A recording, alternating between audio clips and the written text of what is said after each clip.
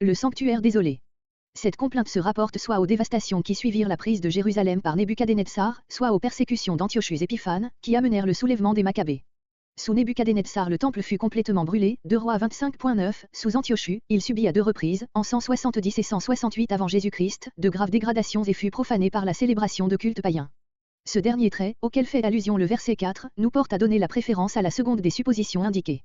La plainte du verset 9 relative à l'absence de prophète ne s'expliquerait pas non plus à l'époque des Jérémie et des Ézéchiel, mais convient parfaitement à celle d'Antiochus. Comparez un Maccabée 4.46, un Maccabée 9.27, un Maccabée 14.41. Le psaume s'ouvre par une ardente application, versets 1 à 3. Puis viennent 2 parties principales rappelant, l'une les dévastations commises, versets 4 à 11, l'autre les délivrances d'autrefois, versets 12 à 17. La strophe finale est une nouvelle application, versets 18 à 23. Verset 1. Verset 1 à 3 première application. Méditation, Maskil, voire psaume 32.1, note. Ce titre convient surtout à la seconde partie du psaume, versets 12 à 17, où le croyant, dans les mots extrêmes qui accablent son peuple, médite sur les délivrances du passé et épuise la force d'insister auprès de Dieu, pour obtenir le secours. Pourquoi nous as-tu rejetés? Le verbe hébreu signifie, rejeter avec dégoût. Comparez Apocalypse 3.16. Ta colère fume. Image souvent employée, quand il s'agit de la colère de Dieu, comparez Psaume 18.9.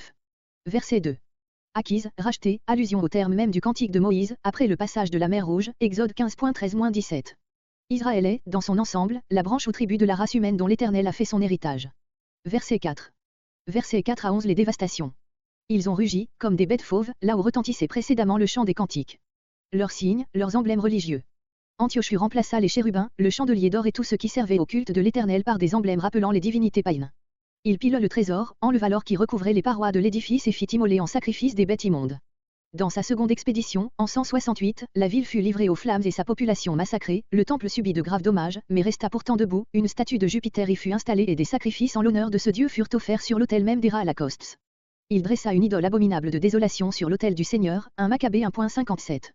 Les prophéties relatives à l'avenir de l'Église annoncent pour les derniers temps des manifestations semblables de l'esprit du mal, 2 Thessaloniciens 2.4. Verset 5. On croyait voir.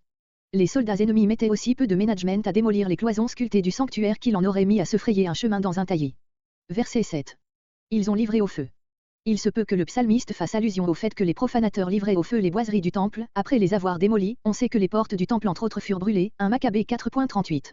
Le rapprochement de ce verset avec le verset 6, maintenant il brise, semble indiquer qu'il ne s'agit pas ici d'une destruction complète par le feu. Verset 9. Plus de prophètes. Ils auraient pu suppléer par leurs paroles inspirées à toutes les institutions disparues, leur absence complète donnait lieu de penser que, dans cette grande détresse, Dieu abandonnait son peuple. Qui sache jusqu'à quand. Jérémie avait annoncé la durée de l'exil babylonien, maintenant une lumière semblable fait défaut. Verset 11. Ta main droite, la main de l'action énergique. Verset 12.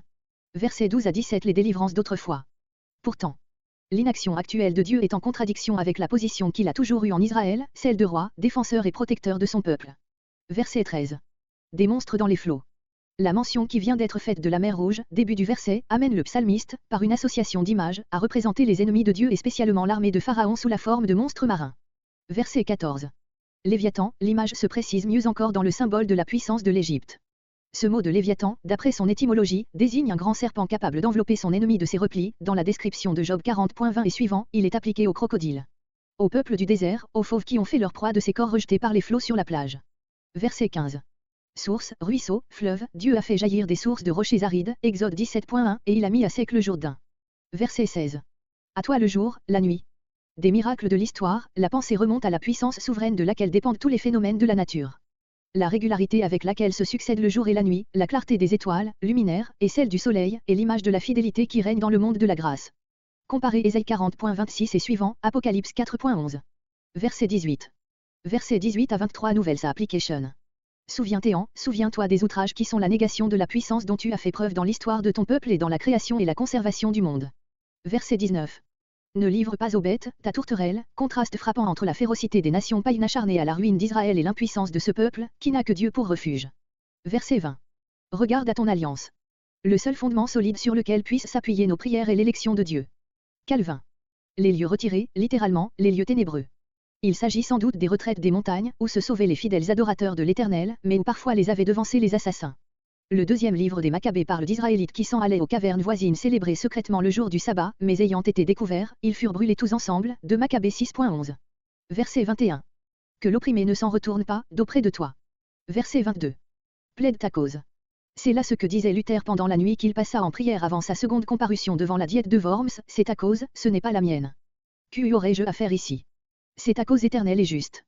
Si l'origine de ce psaume est celle que nous avons indiquée, il nous instruit autant par les choses qu'il ne dit pas que par celles qu'il dit. Il se tait sur les souffrances personnelles des Israélites ou les laisse à peine deviner, versets entre 19 et 20, pour ne parler que du sanctuaire profané ou de la cause de Dieu gravement compromise, admirable exemple d'ardente piété subsistant au milieu des plus atroces persécutions.